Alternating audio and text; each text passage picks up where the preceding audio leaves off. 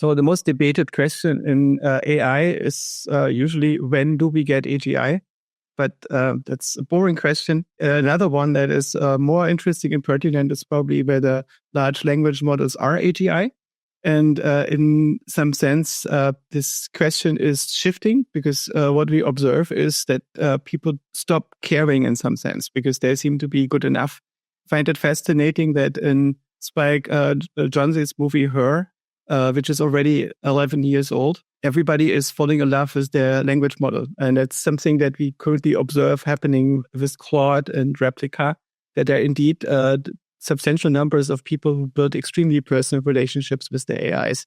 The deeper question under this is whether scaling is the solution to AGI, whether by using more compute and more data, we basically get monotonously closer to AI. And whether the bitter lesson is literally correct, that basically any attempt to be more clever than scaling up compute and data and streamlining the algorithm is going to be sufficient. And basically all the attempts to be clever are leading you astray by building additional architecture and so on.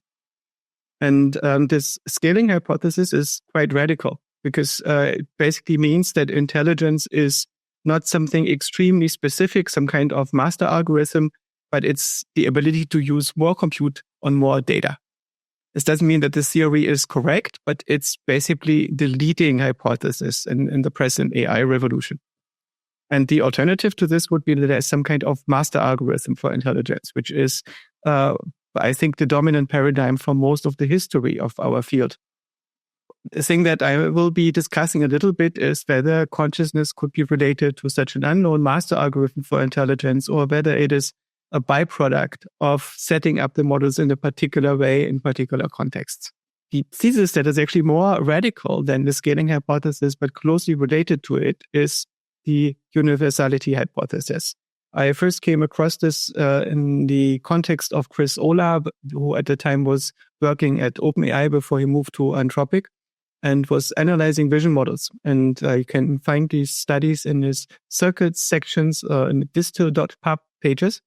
And what he found is that across many vision models, they found basically the same features that were discovered by these models independently.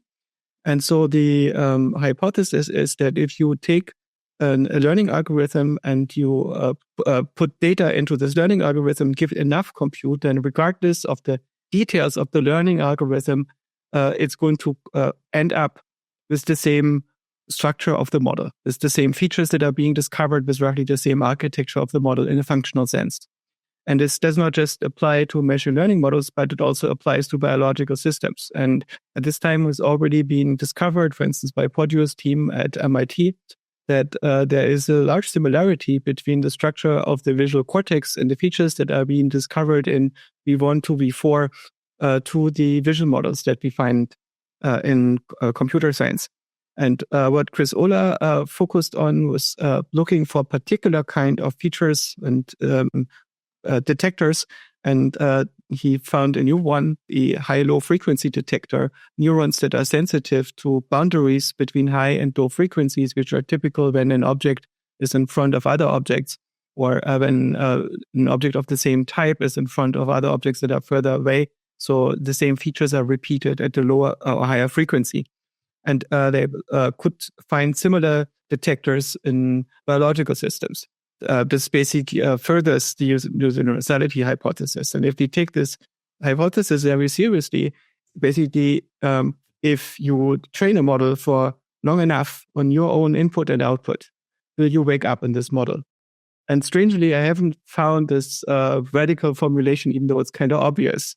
Right? Is there a fundamental difference to the way in which your brain computes you and how an AI model that produces the same behavior, the same outputs, because it's been trained end-to-end in a similar way as you basically are end-to-end trained on being a human being over evolutionary and biographical time spans?